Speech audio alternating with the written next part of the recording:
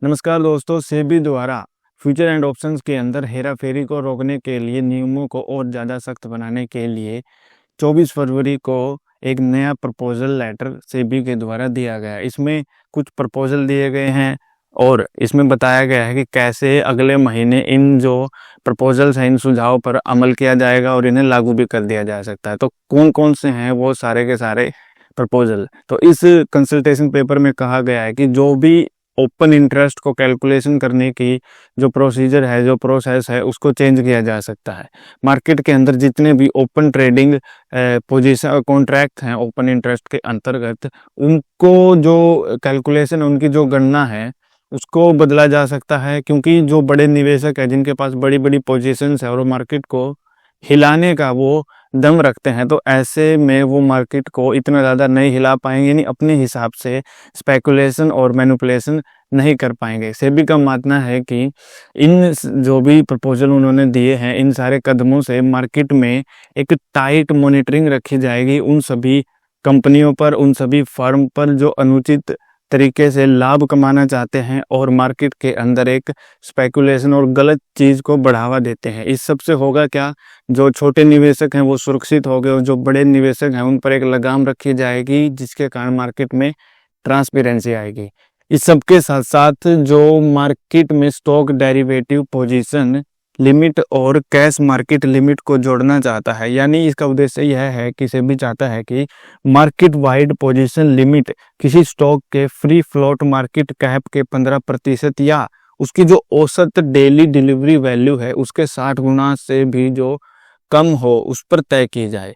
अगर इसको हम आसान भाषा में आपके लिए समझाएं तो जो सेबी है वो डेरिवेटिव मार्केट को कैश मार्केट लिक्विडिटी के साथ जोड़ना चाहता है। इसके साथ साथ सेबी ने कुछ और सुझाव दिए हैं, जिसके अंतर्गत अगर कोई भी इंडेक्स जिसमें कम से कम 14 स्टॉक है, यानी 14 स्टॉक से कम है, उसको डेरिवेटिव कॉन्ट्रैक्ट से बाहर कर दिया जाएगा, यानी उसको ऑप्शन एंड डेरिवेटिव के सेगमेंट में नहीं रखा जाना चाहिए। सेबी ने आगे सुझाव देते हुए कहा है कि कोई भी इंडेक्स है जिसमें जो भी स्टॉक्स हैं उसके अगर टॉप 3 जो स्टॉक्स हैं उनका टोटल वेटेज अगर हम 45% रखें, तो अगर मार्केट में पूरा जब किसी भी स्टॉक में गिरावट आती है तो पूरा इंडेक्स प्रभावित होता है। यानी सेबी का कहना है कि किसी भी इंडेक्स के अंदर जो किसी भी स्टॉक की टोटल वेटेज है वो 20% से ज़्यादा नहीं होनी चाहिए।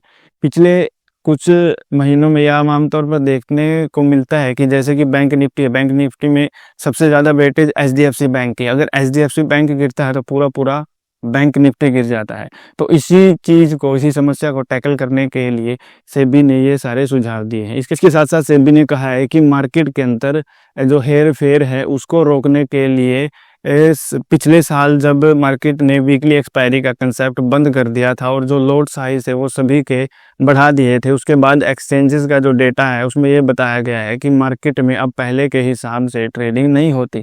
यानी जो मार्केट पार्टिसिपेंट है वो कम है, जो पोजीशंस है वो कम होती हैं, वॉल्यूम अब कम हुई है, पहले की अपेक्षा वॉल्यूम घटी है, तो उसका असर पड़ा है। और सेबी का यही मानना है कि मार्केट में ट्रेडिंग को वो बंद नहीं कर रहे, बट जो गलत तरीके से स्पेकुलेट करते हैं मार्केट को, वो उस चीज़ को बंद करना चाहते हैं।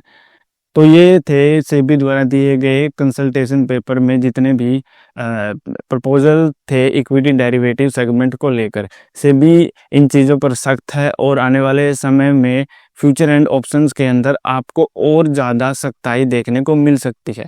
सेबी ने मार्केट पार्टिसिपेंट से इस पर फीडबैक लेने के लिए 17 मार्च 2025 तक का टाइम दिया है। उसके बाद सेबी इन सारी चीज़ों पर अमल करके इन्हें सख्ताई से लागू कर सकती है। तो आप बताइए कि सेबी द्वारा जो ये सख्त कदम उठाए जा रहे हैं, ऑलमोस्ट जो ये सारी चीज़ें हैं वो रिटेल इन्वेस्टर और रिटेल ट्रेडर को ध्यान में रखकर बनाई जा रही हैं। तो आपका इन सारी चीज़ों पर क्या विचार है, नीचे कमेंट बॉक्स में बताइए। और क्या ये जो नियम पहले बनाए गए थे वीकली एक्सपायरी बंद करने के और लोड साइज बढ़ाने के, क्या ये सही थे या गलत हैं?